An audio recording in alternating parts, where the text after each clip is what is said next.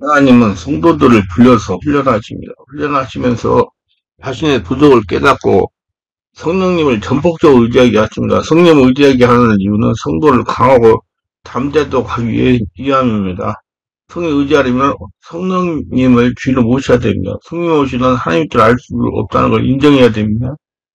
하나님 성도들이 신앙생활을 통하여 자신의 부족을 깨닫게 하십니다. 자신의 부족을 체험함으로 스스로 성령을 의지하게 하십니다. 그럼 의지하는 것은 자신이 한차원 깊은 성도로 가고 있다는 증거입니다. 성령 의지하려면 이렇게 하시기 바랍니다. 첫째, 성령을 환영하라. 하나님 일꾼이 되면 성경의 저자인 성령의 인도를 받지 않고는 불가능합니다. 성령을 의지해야 하나님의 뜻을 하고 일을 할 수가 있습니다. 하나님의 뜻을 모르니 우리가 늘 염려와 근심하며 살아가는 것입니다. 염려와 근심은 우리의 영적인 눈과 영의 귀를 막아서 하나님 음성은 뜻을 듣지 못하게 하는 걸림돌 역할을 합니다. 우리가 성령 의지할 때 우리 속에 있는 염려와 불안감이 사라집니다. 구름이 거쳐 하늘이 보이듯 염려의 구름이 거쳐야 영성 세계가 열리고 영의 눈이 열리는 것입니다. 성령은 하나이십니다. 우리가 성삼위를 언급할 때 성령님을 세 번째로 언급하지만 본래 하나님 안에 순수나 서열이 없습니다. 아티나시우스 신경에 이렇게 말합니다. 성삼위 하나님 안에 서열이 없습니다. 성부, 성자, 성령 세 분 중에 어느 분이 더 높으신 것도 아니고 어느 분이 더 낮은 것도 아닙니다. 이 세 분 똑같은 영원히 공존하시고 동동하시며 그러므로 이미 말했듯이 성부와 성자, 성령, 성삼위 하나님만이 만물중에서 경배를 받으셔야 됩니다. 성자와 성부와 동일치하며 성령도 성부와 동일치합니다. 성부는 창조되지 않으셨으며 성자도 창조되지 않으셨고 성령도 창조되지 않으셨으며 성부를 불가해야 하시며 성자도 불가해야 하시며 성령도 불가해야 하십니다. 성부는 영원하시며 성자도 영원하시며 성령도 영원하십니다. 그러나 창조되지 않은 분, 이 세 분이 아니라 한 분이시며 불가해한 분이 세 분이 아니라 한 분이시며 영원하여 한 분, 세 분이 아니라 한 분이십니다. 마찬가지로 성부도 전능하시고 성자도 전능하시고 성령도 전능하지만 전능하신 한 분, 전능한 분, 이 세 분이 아니라 한 분이십니다. 성부도 하나님이시고 성자도 하나님이시고 성령도 하나님이시지만 하나님이 세 분 아니고 한 분이십니다. 성부도 주님이시고 성자도 주님이시고 성령도 주님이시지만 주님이 세 분이 아니라 한 분이십니다. 기독교 진리는 성부, 성자, 성령 각 위가 하나님이요. 주인이심을 인정하지만 그렇다고 해서 하나님이 세 분이요. 주님이 세 분이라고 말하지 않았습니다. 이건 잘못된 거예요. 영광, 권능, 동일 하나님이십니다. 성부와 성자와 완전한 연합을 이루시고 있는 성령은 우리와 완전히 연합을 원하십니다. 성령과 연합이 없이는 하나님의 뜻을 알 수 없고 하나님의 음성을 들을 수 없기 때문에 우리는 늘 성령의 인도를 받아야 되며 그분을 환영하며 늘 친밀하게 교제를 해야 됩니다. 성의와 완전한 교제를 하면서 성령 인도를 받으려면 먼저 성령님을 환영해야 됩니다. 성령의 세례를 받아야 되겠죠. 성령 우리가 예수님과 구주로 영접할 때 우리 속에 들어오십니다. 비록 성령 우리 안에 들어오셨다 해도 우리를 장악하신 것이 아닙니다. 우리 안에 들어오실 때 성령님 환영해야 됩니다. 성령 충만과 성령 기름 부심과는 다른 지침입니다. 그런데 예수님을 영접할 때 그들의 몸은 성령이 들어와 계시는 처소가 되었습니다. 그렇지만 그분을 인정하지 않고 그분에게 말을 건네는 일이 없었습니다. 그분은 상처를 받으십니다. 그런데도 그분은 여러분에게 무시를 당하는데 여러분을 위해서 늘 말할 수 없는 탄식으로 여러분을 위해서 중보기도 하고 계십니다. 이제 성령님을 그만 무시하시고 그분에게 이렇게 말씀하세요. 성령님, 제가 성령님의 마음을 아프게 해서 죄송합니다. 저는 이제 예수님 영접하려 성령님을 영접합니다. 성령 환영하고 성령님이 제 안에 오신 것을 영광으로 생각합니다. 이제 성령님과 대화로 살기로 사랑합니다. 성령님 나의 주인으로 역사해 주옵소서. 그러면 그분이 인도하기 시작합니다. 성령님은 감정이 참 예민하신 분입니다.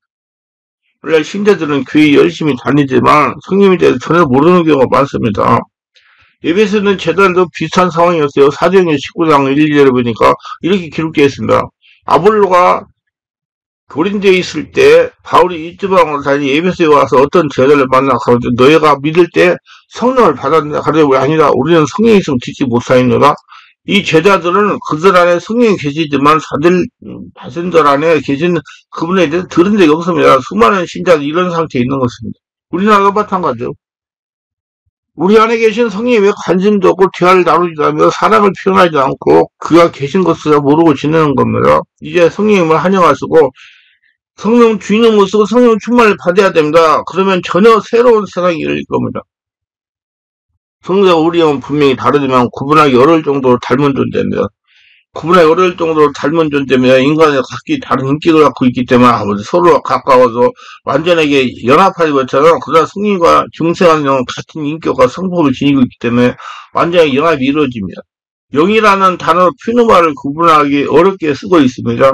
영어 번역본에서는 성령과 우리 영을 구분하려고 성령을 대문자로 우리 영을 소문자로 쓰고 있지만 번역본마다 조금씩 다릅니다. 구분하기 어렵기 때문입니다. 얼마나 놀라운 일인가요? 우리 영이 성령을 닮았다는 것은 참으로 놀라운 은혜입니다. 성령은 우리와 교제하기 위해서 우리 안에 거하시는 분이지만 홀로 살기 위해서 오신 분이 아닙니다. 성령은 가르침 없이 결국 하나님의 음성을 깨달을 수 없어요. 성경 읽는다고 하더라도 성령의 도움 없이 깨달음 없이 결국 하나님의 말씀을 깨달을 수 없고 하나님의 음성을 들을 수도 없어요. 그렇죠. 예수님은 늘 성령을 의지하셨습니다. 예수님이 하나님의 음성을 들을 수 있었던 것은 성령으로 말미암은 거야. 이사야는 예수님이 성령을 철저히 의지한 것을 예언했습니다. 예수님이 잉태되었을 때 하나님의 아들에게 인간의 몸을 주신 분은 성령이었어요. 예수님의 세례를 받으셔서 성령의 비유같이 맺습니다. 예수님이 시험을 받을 때 성령의 이끌림 받아 사탄과 싸우셨습니다. 누가는 예수께서 성령 충만함을 입어 요단강에 돌아서 그 광야에서 40일 동안 성령에게 이끌리셨다고 기록하고 있습니다. 그 공생의 기간에 귀신을 쫓아내는 것도 성령의 힘으로 쫓아내셨습니다. 마태복음 시간 28 이렇게 기록하고 있습니다. 그러나 내가 하나님의 성령을 힘으로 귀신을 쫓아내는 것은 하나님 나라가 이미 너에게 임하였다.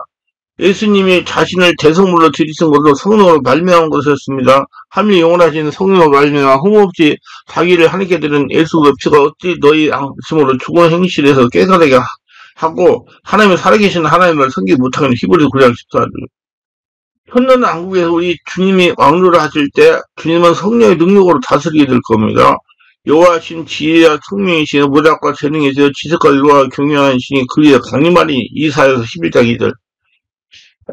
예수께서 이렇게 철저히 성령 의지하셨다면 우리는 마땅히 성령님을 주인의 모습 의지해야 됩니다. 예수님은 사람을 판단하실 때도 의무로 판단 안 하시고 성령을 의지하여 분별하셨습니다. 사마리아 야곱의 우물가에서 만난 여인과 만나면서 다른 사람들은 사마리아 여인을 부도덕적으로 부정한 각오가 가진 여자로 봤으나 예수님은 그녀가 깊은 영적인 본말임이 있어 보았습니다.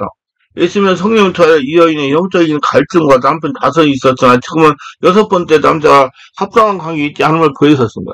바리새인의 성경관을 가지고 있던 사람들은 여자와 이혼한 사람은 주의 도용이 자기가 없다고 하였으나 그러나 주님은 수가성의 여인의 깊은 대처과 영적 문말을 해결하시고 그녀를 사마리아 말 전도하는 전도자로 사용하셨습니다.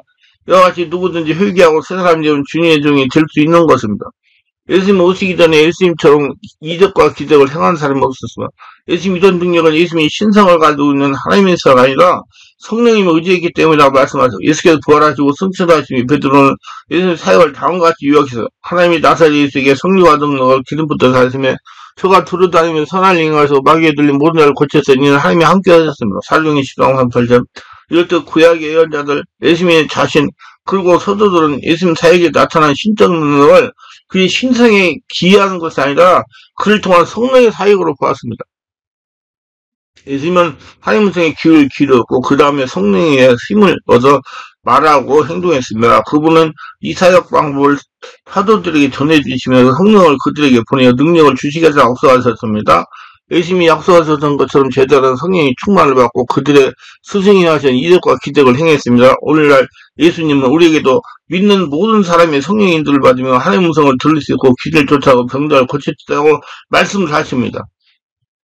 그래서 성령 충만은 이례적인 사건을 생각하기 쉽어요. 그러나 성령 충만은 이례적인 사건을 지속적으로 천국 갈 때까지 받아야 신앙생활을 승리할 수가 있습니다. 천국에 갈 때까지 성령 충만을 받아야 돼요.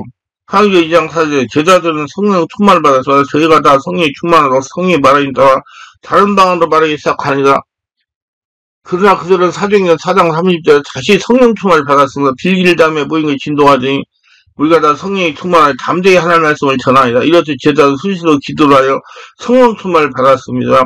성령의 능력은 받기도 하지만 하나님께서 강권적으로 주시는 경우가 있습니다. 예를 든다면 무디는 어느 날 뉴욕시 일가를 걷다가 하나님의 능력에 사로잡혀 친구 집으로 달려가 하나님과 단둘이 있게 해달라고 부탁하고 그들 성령의 능력을 너무나 강하게 임하여 하나님께 자신을 감당하기가 너무나 힘드니 이제 그만 성령의 능력을 멈춰달라고 할 정도로 성령의 능력을 강하게 받았습니다. 성령의 인도를 받으며 많은 사람들을 구원했습니다. 크리스마스 에반스의 말을 타고 자기 교육을 돌다가 갑자기 성령의 능력에서 말에 떨어질 정도로 강권적으로 성령의 능력이 임했습니다. 성령의 인도로 하나님 일꾼이 되어서 조지 히필트는 1730년 7월 20일 목사 한 소식에서 밴드 감독이 손을 얹고 기도해서 갑자기 성령의 능력이 임했습니다. 성령의 인도로 수많은 영혼을 하나님께 돌아오도록 했습니다. 이렇게 성령의 능력에 놀랍고 강권적으로 역사할 때도 있지만 성령이 끈질긴 간청의 기도로 얻는 경우가 많습니다. 예수님은 다음과 같은 예화를 들면서 강청하는 기도를 원하셨습니다. 누가복음 11장 1절로 11절로 한 손님이 밤에 어떤 집을 찾아왔습니다. 중동지방 사람들은 자기 집에 손님이 오면 떡과 음식을 대접하는 관습이 있습니다. 대접할 데가 없는 집주인은 친구 집을 찾아갔어요. 그런데 그 친구는 이미 옷을 보고 침상에 누워있으니 내일 오라고 하여 문을 열어주지 않았지만 그는 계속해서 강청을 했습니다. 누가복음 11장 8절에서 기도를 가르쳐 주신께서는 이렇게 말씀하셨어요. 내가 너에게 말하노니 비록 벗됨에 일어나 주지 아니할지라도 그 강청을 일어나 소용대로 주리라. 여기서 강청은 많이 구한다는 뜻입니다. 우정만으로는 얻을 수 없었던 것을 그는 계속해서 강청함으로 떡을 얻을 수 있었던 겁니다. 강청은 한 번 구하고 마는 것이 아니라 줄 때까지 구하는 걸 말합니다. 우리 모두 강청의 기도에 다 응답받으세요. 누가복음 13절은 신자가 성령을 능력을 위하여 이같이 기도해야 된다고 말씀하셨습니다. 너희가 약할 때라 좋은 것을 자식에게 줄지라고 하물며 너희 천부께서 구하는 자에게 성령을 주시지 않겠네 하시니라. 여기서 구하는라는 말은 주의해야 됩니다. 이건 지속적인 행위를 말합니다. 그러므로 우리는 이 말을 구하기를 계속하는 것으로 바꿔 생각해야 됩니다. 90절 말씀도 내가 또 너에게 이르노니 구하라 그러면 너에게 주실 것이요 찾으라 그러면 찾을 것 문을 두드리라 그러면 너희 열릴 것이니 구하는 이마다 받을 것이 찾는 이가 찾을 거예요. 두드린 얘기 열릴 것이니라 이 말씀에서 구하라 찾으라 두드리라는 말들도 마찬가지로 계속적인 용법입니다. 그리고 우리는 성령의 능력을 구할 때는 하나님께서 주실 때까지 계속해서 구해야 됩니다.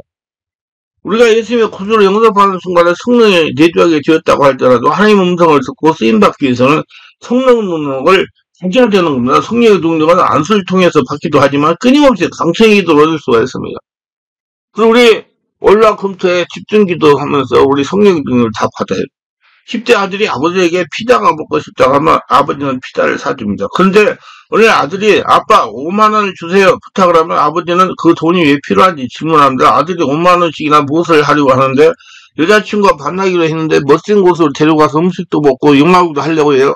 여기서 그냥 돈을 내주는 아버지는 별로 없습니다. 아버지는 아들에게 계속해서 질문합니다. 그 여학생이 참된 학생이냐? 예수는 믿는 사람이냐? 학교 공부는 지장이 없겠느냐? 언제 어디로 갈 거냐? 계속 물을 겁니다. 그래서 밤이 놓이어서 생각을 좀 해봐야 되겠다라고 말을 하면 아들 놈은 계속해서 쫄려들 겁니다. 그러면 결국 아버지는 지갑을 열게 될 것입니다. 예수께서 강청기도 하라는 이유도 이와 같은 것입니다. 성령을 받았으면 쉬지 말고 기도해 항상 성령으로 충만을 받아야 됩니다.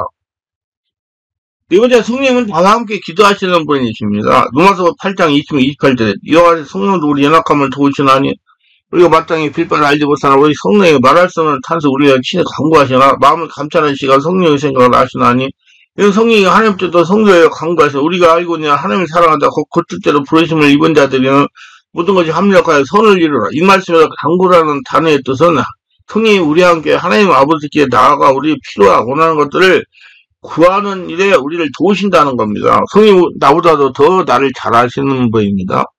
성령은 나보다도 나에게 무엇이 더 필요한지 아시는 분이다. 나는 욕심으로 이기심으로 자랑하고 싶은 마음으로 기도하지만 그분은 내게 꼭 필요한 것과 내 영혼의 성숙을 위해서 기도하십니다. 성령님은 나보다 더 하나님을 잘 아십니다.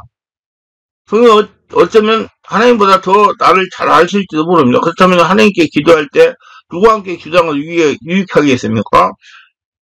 하나님 아버지께 기도하기 전에 먼저 성령님께 상담하세요. 성령님 교회를 이전하려고 합니다. 성령님 생각은 어떻습니까? 그러면 성령님이 말씀하십니다. 그래 교회를 이전한다고 특별한 일이 생기느냐 조금 더 기다려보아라. 성령은 교회 이전에 대해 기도하면서 기다리라고 인도하실 겁니다. 또 성령님께 다른 기도 제목도 묻습니다. 성령님 토요일날 하는 개별 집중 치유를 어떻게 생각하시나요? 그럼 성령님이 말씀하세요. 개별 집중은 아주 중요한 사역이라다 지속적으로 할 수 있도록 해라. 성도들이 잠재의식을 치유하여 영적으로 바꾸는 사역을 지속적으로 하는 게 좋다. 하나님이 기뻐하는 사역이에요. 사람이 적게 온다고 낙심하지 말고 계속해라. 성령님이 이렇게 말씀하셔서 문서성교회요. 책을 지속적으로 출간해야 된다고 떠오르게 하시고 성도의 영적인 눈을 뜨게 하고 지속적으로 집필하는 것이 좋겠다는 생각이 떠오르게 합니다. 그것도 유튜브 설교를 계속하게 해야 좋겠다고 생각해서 유튜브 설교 하라고 해가지고 제가 유튜브 설교해가지고 여러 가지 좋은 이점들이 많이 생겨났어요. 이렇게 성령과 상관해서 기도 목록을 정해합니다. 교회 전 치유사역 문서성교 유튜브 설교 성동 이런 후에 기도 제목을 조목도를 가지고 하나님께 나아갑니다. 그때 성령이 함께 동행해 주시기를 부탁드립니다. 그러면 성령께서 기쁘게 동행해 주실 것입니다. 우리는 하나님께 나아가 소원을 간구할 때 우리는 성령과 함께 기도하는 것이 되는 것입니다. 에베소 2장 18절 이렇게 말하고 있습니다. 이는 저로 말미암아 우리 둘이 한 성령과 아버지께 나아감을 얻게 하려 하십니다. 이 말씀에 우리 둘이라고 할 수가 있어요. 그럼 우리는 기도를 하나님 아버지께 아들을 통해서 성령과 함께 간구해야 됩니다. 다음 말씀 보십니다. 진실로 다지 너희에게 이르노니 너희 중에 두세 사람이 땅에서 합심하여 뭐든지 구하면 하늘에 계신 내 아버지께 너희를 이루게 하시리라. 마태복음 18장 19절. 이 말씀은 땅에서 기도할 때 두 사람이 이상을 합심해서 기도하면 하늘에 계신 아버지께 응답해 주신다는 겁니다. 그러므로 기도할 때 부부가 친구와 같은 성도에 합심하여 하면 좋습니다. 그렇게 함께 기도할 사람이 없다고 하더라도 합심 기도를 할 수 있습니다. 합심을 한다는 고향학 또는 조화라는 말이 생겼습니다. 우리가 성의적 응원을 마치면 다시 말해서 우리가 성의의 조화를 이루면 우리 하나님 아버지께 나아가서 간구할 때 혼자가 아니라 성의와 함께 합심하여 기도하게 되는 것입니다. 우리가 하나님 보좌 앞에 나아가서 아버지의 충만하게 일꾼이 필요합니다. 문서성교를 해야 자금이 필요합니다고 기도하면 성령께서 우리 옆에서 이렇게 말씀하실 거예요. 맞습니다. 강 목사에게 일꾼이 필요합니다. 문서성교를 위해서 물질이 필요합니다. 우리는 그것에 대해 충분히 대화를 나누었습니다. 얼마나 기도 응답이 빠른 것인가요? 생각해도 신나는 일이 아닌가요? 재미있는 기도 생활을 원하시는 성령 인정을 하나고 그와 친구가 되세요. 그러면 당신은 가장 유능하고 사리 깊은 친구를 얻게 되는 것입니다.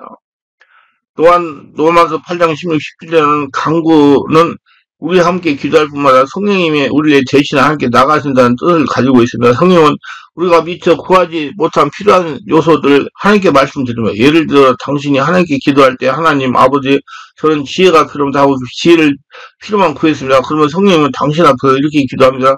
성부 하나님 그의 명철함도 필요합니다. 성령님은 나와 함께 기도할 뿐만 아니라 내가 미처 깨닫지 못하고 구하지 못한 것도 구해 주십니다. 그분은 나에게 꼭 필요한 것이 무엇인지 정확하게 하시는 분이라 내가 밝은 날씨만 달라고 기도한다고 하더라도 그분은 나에게 비 오는 날도 피라만 쓰고 당신은 언제나 승리를 원하나 그분은 당신에게 실패의 필요성도 아니고 당신은 언제나 웃음이 원하나 그분은 당신의 눈물도 필요함을 아십니다. 그래서 어떤 때 기도고 응답이 거꾸로 오는 것입니다. 그러나 지나고 난 모든 것이 합력하여 선을 이루는 겁니다. 기도할 때 당신의 필요한 기도하지 말고 성령께서 생각하세요. 최선의 것으로 하나님 아버지께 친히 간구해달라고 부탁을 하세요. 그러면 당신은 가장 최선의 것을 얻게 될 겁니다. 봤을 때 성령님은 대단히 예민하시고 민감하신 분이십니다. 우리가 하나님을 자기 방식 따라한다면 성령님이 역사하지 않습니다. 우리가 사명을 잊어버린다거나 하나님의 육신적인 방법을 하려고 할 때 성령님은 몇 번 돌이키던 기회를 주시다가 우리가 끝까지 깨닫지 못하고 자신의 방법을 고집하면 조용히 우리를 떠나십니다. 무섭습니다. 그분이 떠나갔으면 너무도 조용하며 우리가 눈치채기 어렵습니다. 삼손은 성령께서 자신을 떠나서서 자신의 무력해짐을 깨닫지 못했어요. 사세기 16장 20절은 이렇게 기록하고 있습니다. 스릴레가 가로되 삼손이여 블레 사람이 당신에게 미쳤느냐 하니 삼손이 잠을 깨매 이르기를 내가 전과 같이 나가서 몸을 떨치라 해도 여호와께서 이미 자기를 떠난 줄을 깨닫지 못하여 떠나갔었어요. 이렇듯 성령을 떠나시면 눈치채기 어렵습니다. 성령을 슬피하지 마세요. 여러분 성령이 도우심 받아 승리할 수가 있는 것입니다. 그래 명심하세요. 정말 저는 정말 성령님 떠난 거 무섭습니다. 고린도서 3장 때 의무는 죽이는 것이요 영은 살리는 것이라고 했어요. 의무는 헬라어로 베낀 것이라는 말을 비롯해서 여기서 바울은 어떤 일을 하기에 두 가지 방법을 비교합니다. 성령과 베끼라는 거, 다시 말해서 성령이 흙만 내려 하는 거, 즉 육신적인 수고를 말하고 있습니다. 유대법에서는 사건이 터지면 두 명의 증인이 필요합니다. 증인이 한 명밖에 없으면 그는 패소합니다. 두 명이 되어야 승소할 수 있는 것입니다. 혼자 힘으로 아무리 노력을 해도 패소할 수밖에 없습니다. 성령과 함께 하나님 앞에 나가야 승리하고 하나님 도움을 받을 수가 있는 거죠. 앞에서 성령과 함께 기도하라고 하는 이유도 여기에 있습니다. 설교하는 목사나 성경교사가 성령과 함께 그분의 능력으로 설교를 하고 성경을 가르치면 설교 듣는 시간에 성경 분이 아주 재미가 있을 겁니다. 정말 말씀의 꿀성이 좀 달다는 걸 체험하게 될 겁니다. 반면 설교하는 목사나 성경을 가르치는 교사가 둘째 중인 성령 없이 자기 힘으로 지식으로 설교를 하고 가르치는 설교자가 공부를 말없이 지루하며 마치 성경의 수면제가 되는 것 같은 인상을 줄 겁니다. 찬양할 때나 봉사할 때나 심지어 집에서나 직장에서도 우리는 성령님의 인도를 받아야 됩니다. 그래야 승리할 수가 있어요. 우리 성령님도 승리하고 날마다 성령 경례 정말 권능 있는 자가 다 되시기를 예수님으로 축원합니다.